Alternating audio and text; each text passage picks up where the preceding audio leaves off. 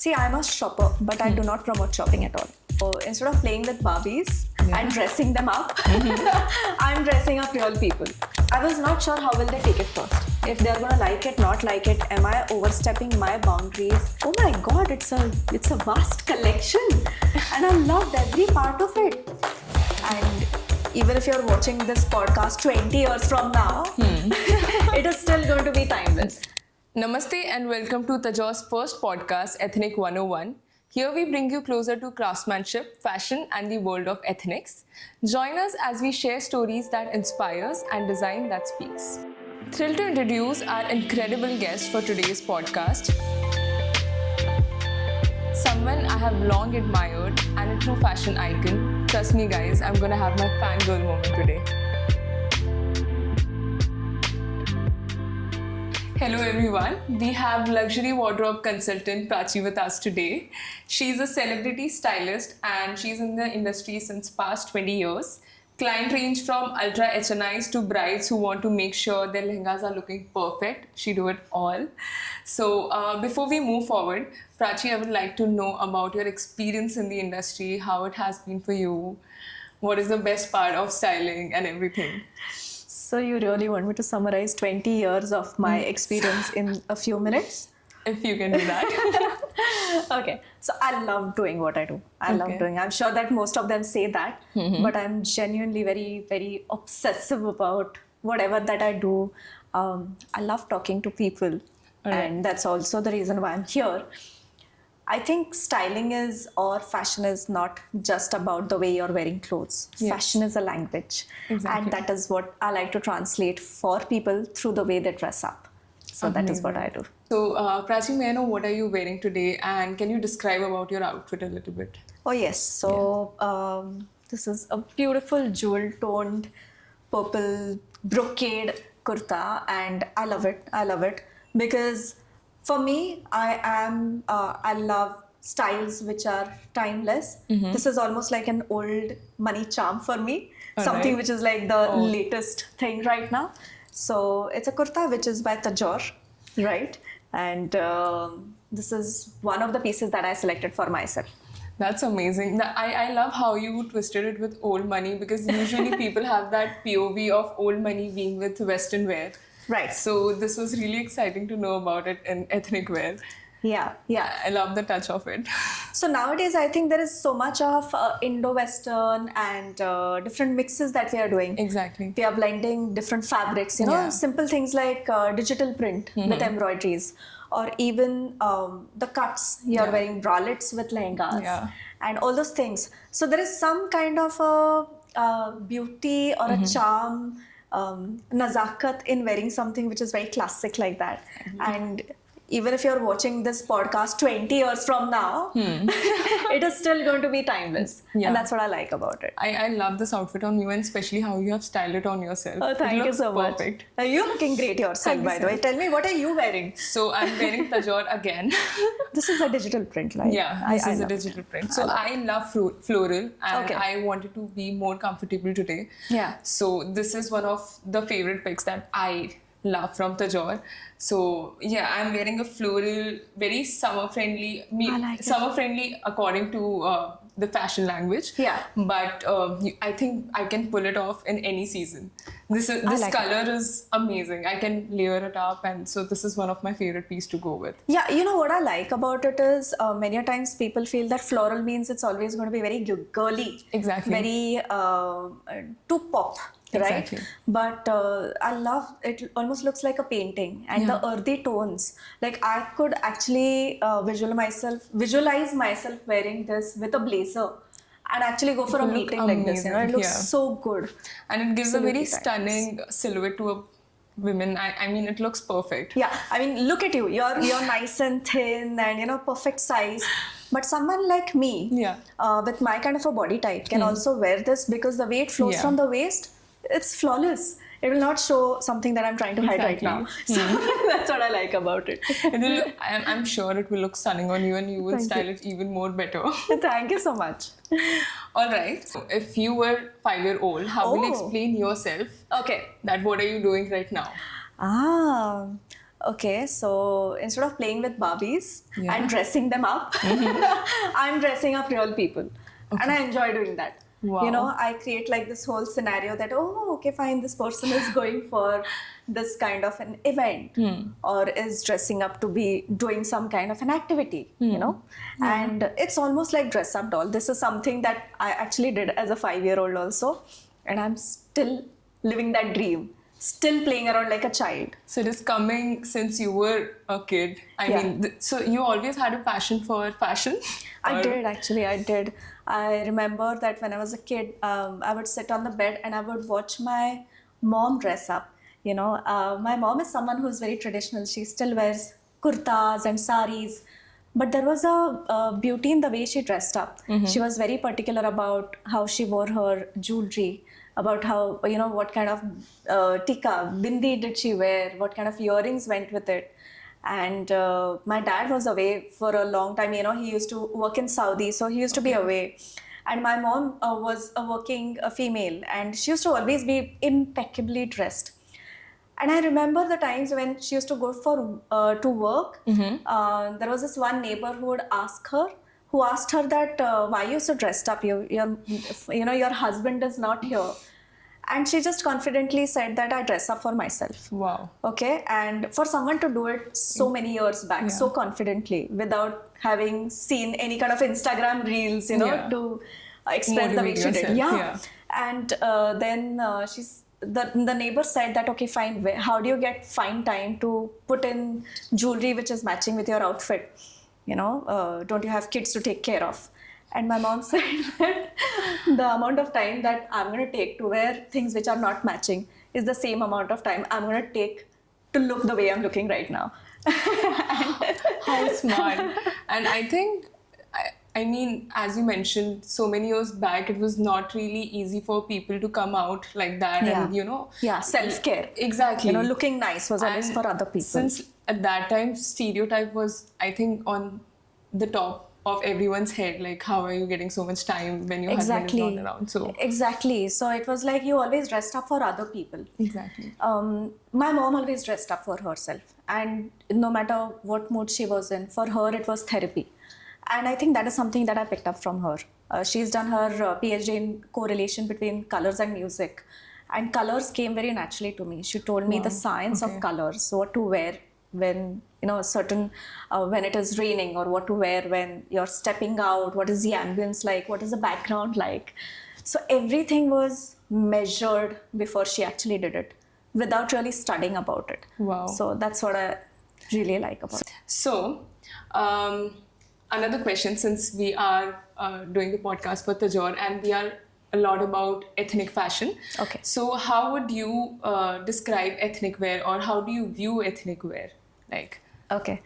So we live in this beautiful country, India, you know, which is a mix of so many different people of different ethnicities, of different traditions, different customs. So ethnic wear for every person is a different language, a different definition altogether.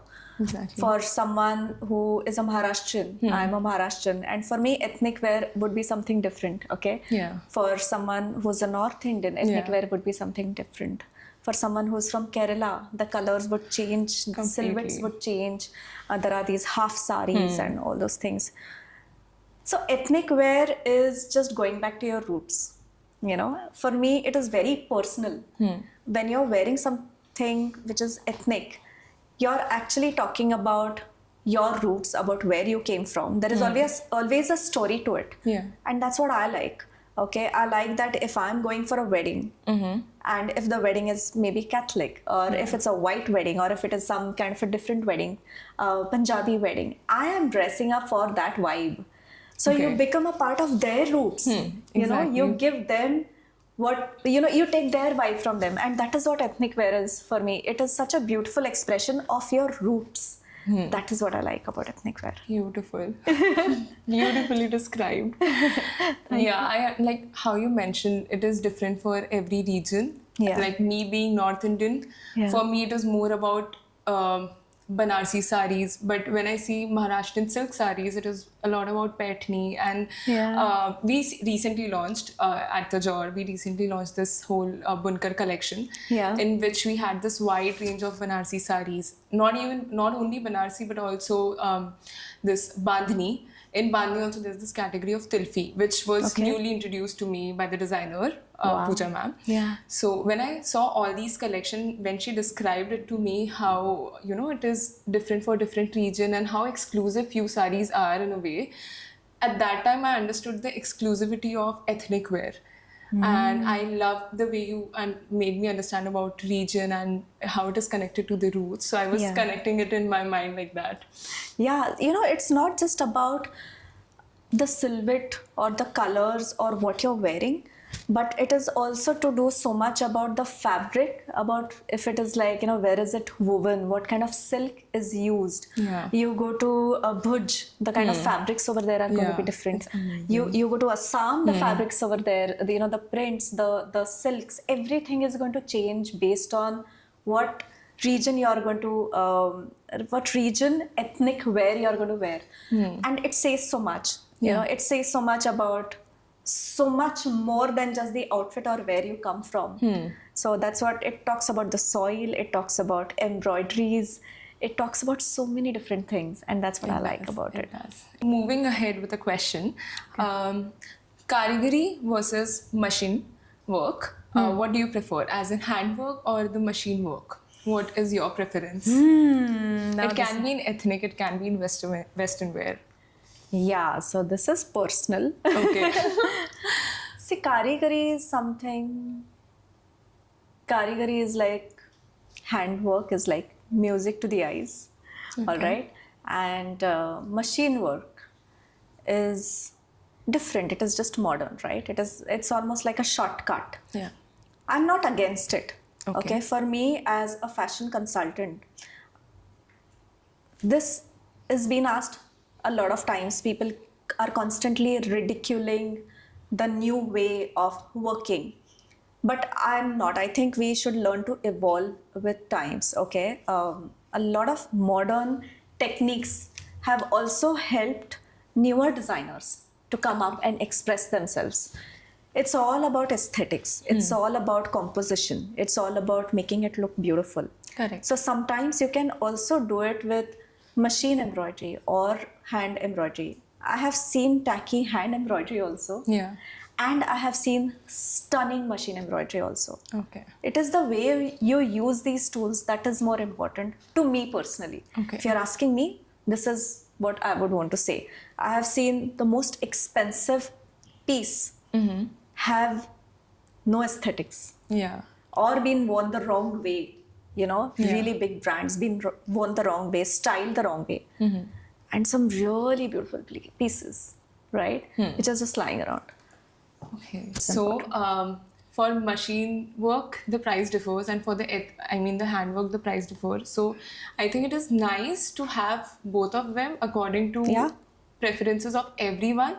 So even if someone who cannot, you know, go for something expensive, majorly expensive, they can afford a machine work lehenga which looks equally beautiful. You know, my oldest memory is actually going and sitting with karigars, because I started off as a designer in Pune, and I would enjoy going and sitting with the karigars. And I still remember that small little radio in the corner and them listening to music, and then, you know, they used to just be like into that piece, and they would do it for hours, and they were doing it for like 8 hours and 12 hours, and it's beautiful. And sometimes there would be times when I would just enjoy observing them, because it is such an art, you know. At the same time, I'm also seeing some new age designers use machine embroidery and then embellishing it with hand embroidery. And I think that's a great mix, you know. It's a great mix. So it's either a great story or it's great aesthetics. As long as the outcome is good, I'm happy.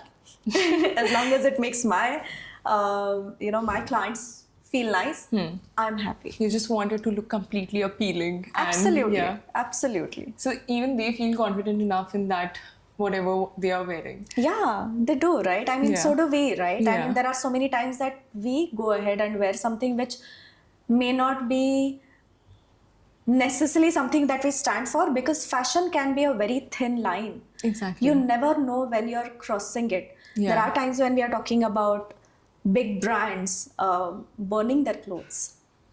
Okay. And also we are talking about someone who's trying to preserve something. So, Exactly. and yet we aspire to wear those big brands. You know, that there are times when I feel that there is a lot of abuse of abundance. We don't know what to do with so much. Yeah. You know, there I come from a time, and I actually take pride in it. I come from a time when we got very limited number of clothes on only certain times, you know, like a birthday or Diwali. And we were very happy about it. I still remember some Diwali outfits that I have picked up in some years. I don't remember the last time I went shopping now and have picked up something that I've been so happy about. You know, because that exclusivity or that scarcity is lost. Yeah, it is. I feel like there is too much of abuse of abundance. People don't know what to do with so much. Yeah. And you know, in all of that, then there are times when people will just buy and buy and buy and buy. See, I'm a shopper, but I do not promote shopping at all. I still feel that people should respect what they have.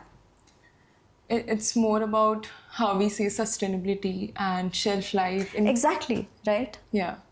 And you know, when you get the right piece, you'll always treasure it, Yeah. no matter what the cost is. Exactly. One of my favorite pieces from my wardrobe is the most washed out t-shirt that I wear at home. I think it's for everyone. Exactly, right? I mean, that would be my most prized possession. And no matter how my day is gone, it makes me sleep well. So then what is the cost of fashion, right? Exactly. Moving ahead with the next question. This will be a little personal. May I know any experience that you had with a client which was a little challenging than the rest of the clients that you had? Okay. So many, because 20 years of experience. Okay, but you know, this one I have to mention because this is a very unusual experience, challenge that I actually faced. I went shopping to Tokyo for a client, and the client's budget was no budget. Sky's the limit. Okay. Okay. Wow. Now, yeah, so that's why I said that this is very challenging. I went there 4 days prior because I usually do my study. I study the market. I see, okay, I map my shopping before the client actually comes in. And I was very excited. My first thing is, even with so many years of experience, you are going to be excited about going to a new place, right? Yeah. I was like, okay, great. So, you know, I'll have some time in the evenings where I'll do my things. And then, okay, during the first half, I'll just do the market survey. So you go to Tokyo and then you realize that it's overwhelming. It's everything. You get everything there. I had to, you go to a store, okay? I don't want to name the brands, but you go to the most expensive stores, and it's not just a single room or a single store. It is like 11 floors of that store. Yeah. So my market survey for every store was at least 5 floors to 11 floors to all of that. And when I went there, all my plans in my mind that, oh my God, I will take videos of myself, I will eat this. It was like I flatlined, okay, because it was so overwhelming and I had to finish so much. I finished the market survey, and when there is no budget given, so these are problems that people have that they don't know, or rather I don't know when there is no budget. Then what matters is the experience. What kind of an experience? You know, the first day I was like overwhelmed. The second day I was like, I can't do this. The third day I was like, okay, I have to put it together. I need to figure it out. There is a reason why this client has come to me. He trusts me. Yeah. So I will have to think about it a little more deeply. And then I was like, okay, whenever we go to a brand, whenever we are going to someone, an expert or anything, we go for the experience. Okay. So then I decided that I will provide this client an experience, because that is what I was taught. You know, I did my personal shopping course from Milan. Okay. And then they told us like half the day would be about theory and about these are the brands and this is where you go shopping. And half the day they would actually take us out on the cobbled streets, having chocolate calda and telling us what is the best way of having coffee, how to sit when you're sitting with the client, where should the client be sitting, where should the client be facing, so that they get a better experience.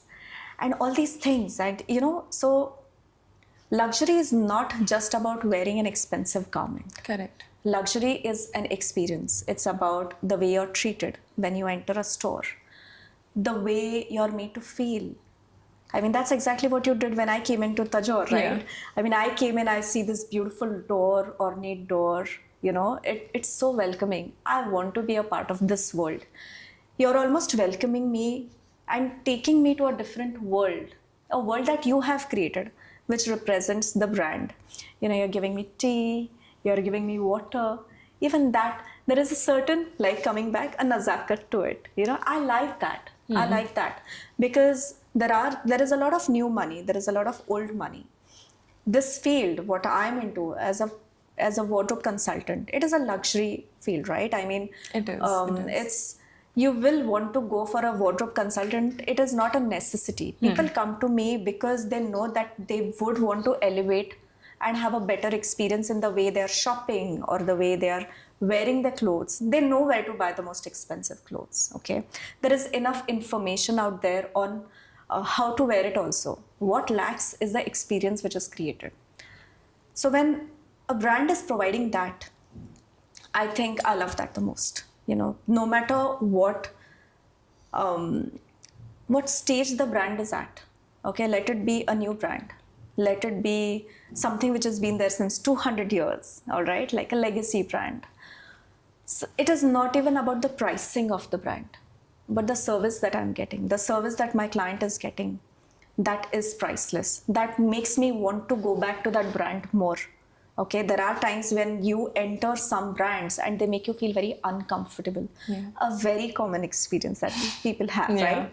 And then there are places where no matter the way you're dressed, they make you feel so welcome and they know that you're not going to buy. Yet they show you some pieces because they are so passionate about their brand, about how it was made. Like I remember it, like the way you were like, what, this is my favorite dress. I love the way the hand embroidery is done on this. This is one of the best selling pieces that we have. I like that. And the passion with which you were telling me about it, this being your first podcast, your first thing is, Prachee, I'm very nervous. And I said, let's just talk about fashion. And because you're so passionate about the brand and the way it is made, that is what made this experience so much more better for me.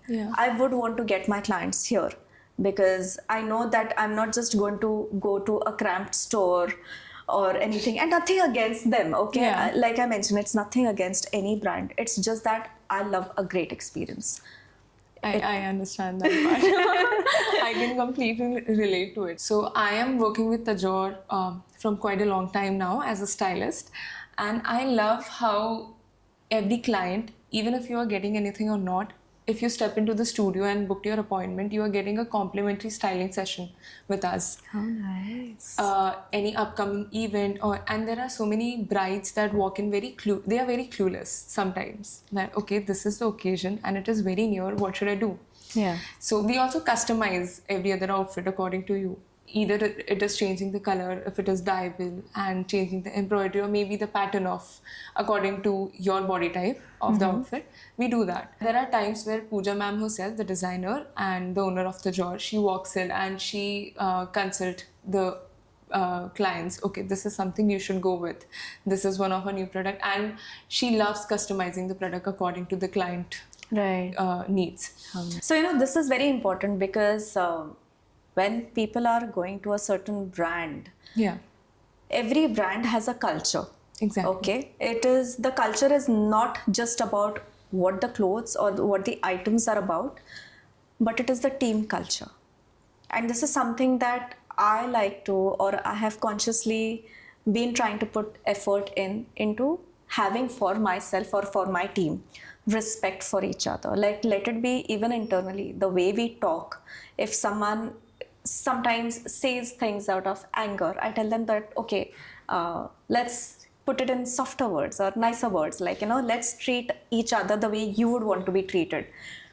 That is setting the culture. Once the culture is set within the team, when I came in, I saw that you guys were having fun with each other, and that is what will make me want to stay here and not feel awkward. Clients sense a culture immediately. There are so many times when you've gone to a brand and they are like really nice to you. What would you like, ma'am? Because they know you're going to buy. Okay, or what would you like, sir? And all those things. And this is our latest collection. And then their team member comes and you're like, just wait. Yeah. And they want to leave. They are not treating each other with respect within the team. And you see the tension amongst them. And that culture suddenly makes you very uncomfortable. You don't want to buy from them even when they are giving you a great experience. Correct. So when a brand respects the culture within themselves first and then extends it to the client, it suddenly becomes more special. Yeah. Okay? Like how you believe in Pooja, the founder and the designer, and you're talking so nicely and passionately about how she has got a few fabrics or how she's sourcing. That shows how much respect and admiration you have towards her and within the team also. That is what makes Tajore special, right? So even when I'm going to a brand and when I see that within a brand, and it doesn't matter, it's not that this is only going to happen with smaller brands or when brands are just starting off. When a culture is maintained throughout for years and years and years, that is when it becomes so special. Like simple things like you go to a coffee shop and there are certain coffee shops where they remember exactly what your order is. It makes you feel nice, and the way they are talking to each other, they'll always be smiling, laughing. And I like coffee shops like that. I want to hang out at coffee shops like that, right? Even if I'm having a coffee, not having a coffee, and they're not going to disturb me if I'm working on my laptop. I like the experience there. Yeah. And then there are so many people who come to me, and like you mentioned, that brides come to you and they may not be ready to buy yet, but they know that maybe 2 years from now, even if I don't have the budget, they aspire to want to wear your garment. Correct. Because of the experience you have provided them, and that is what makes it special. Nice. I love how you described it. I mean, described about our team as a Tajore. Oh my God, I came in and all I could see was smiles and, you chatting with each other and pulling each other's leg. That shows that how much you trust each other. Yeah. That the other person is not going to get offended if you say something wrong. It's not just about the sorries and thank yous. Yeah. It is about being able to pull each other's leg too. Exactly. Right? Yeah. And having the confidence that, okay, this person is my person. Exactly. And like you mentioned that, though it's been a while, but still you're still starting. Yeah. And still you feel safe in a place. Yeah. That says a lot, and it reflects through the brand. It genuinely does. Before we started with the whole podcast thing, we had this one-on-one chat, and the way you were suggesting me some good words to use and the way you were grooming me all over. So at that time I realized styling is not just styling the whole outfit, but also the way you groom yourself and everything, the way you were suggesting me, okay, sit like this will make you look more poised. And I feel this is something everyone requires, and this is something pageant trainers do, right? Yeah. They groom you all over. So one of my experience with the pageant trainer was somewhere, I would not like to take names, but Now I want to know. behind the camera. Yes, okay. So somewhere they backlash you while they try to improve you, improve your whole personality. Okay. And the way you are suggesting me in between, like even if I'm sitting, you are like, Shreya, okay, you can do it this way. You're not trying to backlash me at that moment. You're just teaching me something at the same moment. Okay. So this is something that I really loved about you. Thank you. And I want to know if you actually groom people's all over personality, or is it specially for you? Definitely specially for you. But I think as a fashion consultant, body language is very important. Yeah. It was not something that I did initially, but then I saw that when I suggested a few things to a few of my clients, I was not sure how will they take it first. If they're going to like it, not like it, am I overstepping my boundaries? Should I be telling them? but it is almost like a fashion director's job to make sure that a picture is perfect, right? Yeah. So similarly, it is a stylist's job to make sure that the outfit looks great, the person is feeling nice. Body language is the first thing that I notice. I keep getting asked this question also, that don't you get frustrated when you see people who are badly dressed, okay? And my answer is always that, I rarely notice badly dressed people. When I'm looking at someone, I actually notice potential that that person has, and the gap between their personality and why, that Yeah. they are not up to it. That is what I want to help them with. It never occurs to me that I want to put them down. I feel that we are here to elevate each other Yeah, in any for possible way, because it makes so much difference in the way one feels. This is something which is in a, your clothes just decorate you. Yeah. But if you're not going to feel nice about yourself, I've seen people with less confidence have a slouch, Yeah. or cross their arms, or simple things. So these are things that I decided to learn myself, that okay, what is it that makes people confident, what is it that makes people likable at times. It's very funny, I came across this podcast where they said that if you show your palms, Yeah. people trust you more. It's like showing it? that, I don't have any weapons, I'm not going to attack you. Oh, okay. So if you see, if someone is sitting like this, being very confident talking, there's a huge difference. Whereas when I'm talking like this, Yeah. suddenly it makes you more safe to talk Yeah. to. Okay. So simple things like this I picked up, or rather I was doing it, I didn't know that. And then I started sharing it with a few people. And the effect was amazing. I actually felt them look better in their clothes. And I know that that is exactly what you want to do as a stylist out here at Tajore. And that is what you would tell, even when sometimes a bride is dressed, you will tell the bride that, put your leg like this. When you're taking a picture, let your hand be like this, hold the dupatta like this, These small things, they make it so nice, Yeah. Like when we are talking. And the head tilt that you have, it shows that you're interested, whereas someone is just sitting like, this is Yeah. nice, this is great posture, but it is not doing anything, Yeah. right? It's dead posture. Yeah. So we cannot be sitting with a poker face for a podcast, Correct. which is so interesting Yeah. for that matter, right? So these things, they're like a value addition. And when you as a stylist are giving it to a client, trust me, it makes a huge difference. Then they know that you're not just selling them clothes, especially for someone who's an in-house stylist.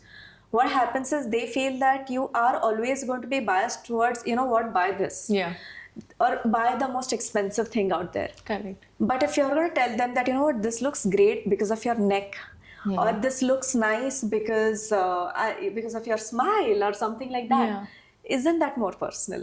Yeah. And that is what a personal stylist is supposed to do. So Exactly. yeah. You always have this amazing perspective towards everything, right? Thank you. I'm actually loving this whole conversation with you since the very start of the video. So yeah, this podcast is amazing. My first podcast. I am blessed to have you over here. Thank you so much. Moving ahead with discussing more about Tajore. My favorite part. Mine too.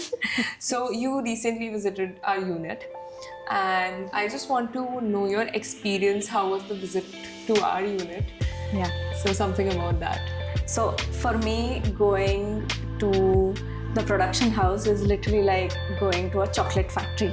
I love that part the most. Checking fabrics, touching them, checking the embroidery, the embellishments, the quality checks, seeing how the finishing is. It convinces me if this is the right thing for my client or not. And when I went to the Tajore workshop, I love it. I love the energy. I may be crazy, but I love the buzz. I love the buzz which is going on with people talking to each other. There is that khad, something like that going on. It just makes me feel alive, I will forget about everything else, about anything, but just sitting there, see those karigars do that work, meeting Ali, then Rupali. I can relate.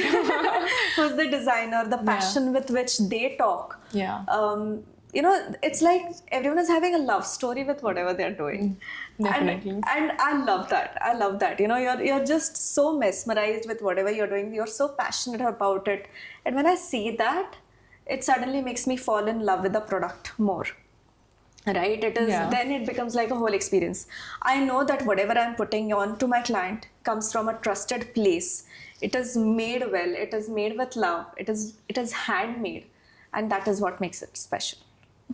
So you visited our secret closet. So about that, how was the experience of our secret closet? Oh wow. So this is my favorite part because the moment you say secret, it gets me excited. I did not know about it till the time I came here. A lot of brands, like I mentioned, I don't want to mention their names, but they do have a secret closet. Yeah. The only difference is that it is very public. Okay. Definitely. Everyone knows that, okay, fine, they have a different collection which is only for special viewing. Correct. I thought that it was only an online collection and the collection that I saw here, which was already great and I loved it. But the moment you mentioned the secret closet, I was so excited. I love the effect. I enjoy drama, okay? I am a drama queen. Surely. I enjoy drama. And I love to give drama to my clients also. Good type of drama. So so I saw it, and when you say a secret closet, I thought it would be like a very small collection, like 4 to 5 pieces, couture pieces, and all that type. And oh my God, it's a vast collection, and I loved every part of it. And everything that I was unzipping and checking, and there was like a small little surprise inside. Yeah. It felt like I was opening Christmas gifts, It was so good. Every color was unexpected. The embellishments are beautiful. I actually requested Mutahir that I want to see them, and he opened up everything, and then I saw every piece one by one. It must be like a treasure house. Oh yeah. Oh yes, absolutely. I mean, it's like I could live there. I always mention this, that it is not like over there. It's not Tajore, it's Tajore. Exactly. You said it. Seriously. So I enjoyed it. I saw that those pieces were exquisite. They were different. I like the fact that you've not kind of cluttered your website or your store, your display with it. They are there. You will remove them based on what your clients need. Correct. Why this is important, I'll tell you, Shreya, is most of the clients who come to me because of decision fatigue, because there is too much to choose from. Yeah. Okay? But like you mentioned when I came, that you talk to the client first, you ask them what they like, what they don't like, what is their vibe like, and then you get out those special pieces. Exactly. So they know that, okay, fine, firstly, that collection is specially for them. Yeah. So when the clients see that, they know that that collection is specially curated for them, for the viewing, and then they go through it. So it's nice. And then they, most of the times, they know exactly what they want. Yeah. Okay, they go to a store, they know what they want. Yeah. But because there are 100 other pieces, Correct. they get tired. Yeah. It's decision fatigue. They get tired. And they end up buying nothing for themselves. Or they end up buying the wrong things because someone else has liked it more. Correct. And this usually happens a lot when families go out shopping for the bride. Yeah. The bride's likes are hardly considered, and then it becomes more about what the father likes, or what the mother likes, or what the Masi thinks is good, or what the sister thinks is trending. Yeah. So this is specially for the bride, and I like that. So you went through our collection of blouse, which we are doing soft launch of. Yeah. Yet. It is not completely there on the website or on our social handle yet. Right. It is coming. It is coming soon. One thing at a time. Yes. But you saw the whole collection. Yeah. So I would want a review of that. So this is something that I always tell everyone, that don't just show me the sari, or don't just show me the lehenga. The blouse is the hero. Okay, the blouse decides how the outfit is going to look. Yeah. No matter how gorgeous the sari is, how expensive it is, how heavy it is, or whatever, how great the color is. If the blouse is an ill-fitting blouse, a badly styled blouse, a blouse with a bad neckline, which is not doing anything to highlight the client's assets for that matter. Exactly, yeah. I enjoy when the neckline is a certain way. Okay, even when it is like a classic style, it can be a nice tease. Definitely, Right, and yeah. like a dress like this, I love everything, and then there is a certain tease, right? I like that. I enjoy these surprise elements. I love the tassels, because when you move and then there's like Yeah. those slow motion shots. They just Filmy. look, yeah, they just look really adorable. Yeah. I like that even if it was like a plain sleeveless blouse, the tassels on the side. And Indian bodies are not absolutely well toned. We usually have big arms. Okay, this is a common complaint Yeah. of women. Big thighs, big arms. They complain it. I find it sexy. I think It is being sexy. voluptuous is great. I mean, it's a Yeah. blessing. So sometimes when you have tassels which fall on the arm, it makes the bride or the person who's wearing it makes them feel much more better. Yeah. Makes them feel much more safer. Yeah. And they feel that, okay, fine, I'm covering it without really compromising on the design of the blouse. Correct. Simple things like I spoke about the straight V. I Yeah. love a straight V. It's such a statement. It's like a power neckline. Yeah, it elevates your look somehow. I feel. Exactly. And then, even when you're going deep, or sometimes when it is a lovely halter with Yeah. with an in cut, I like that every blouse was a different design. The embellishments really made sure it was like a decoration in itself. It looked like a piece of jewelry to me. Okay, Prachi, so one last question. One last question, I swear. 5 garments from Tajore you would recommend for the whole trousseau. So, my picks. I know. And they're so good that words will not be enough. So, I'm not Alright. going to speak a word about them, just show them to you. Okay, we can Alright. do that. Let's Yeah. do it.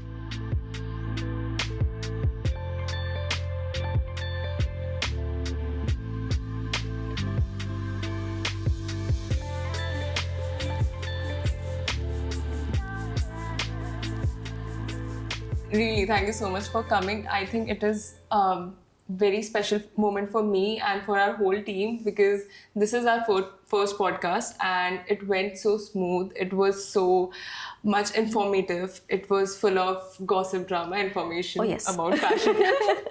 So I loved it. I loved having you here. So thank you so much for that. And before we end with our podcast, there is a little gift that is there from our end. Nice. Yes. I'm excited. I'm excited to give that to you. Oh, thank you. So, Oh, here this it is so goes. nice. Thank you so much. That's really very thoughtful. Thank you so much. Thanks to you. Thanks for coming. Thank you. And that's a wrap for today's podcast of Ethnic 101. Till then, stay connected at Tajore Official.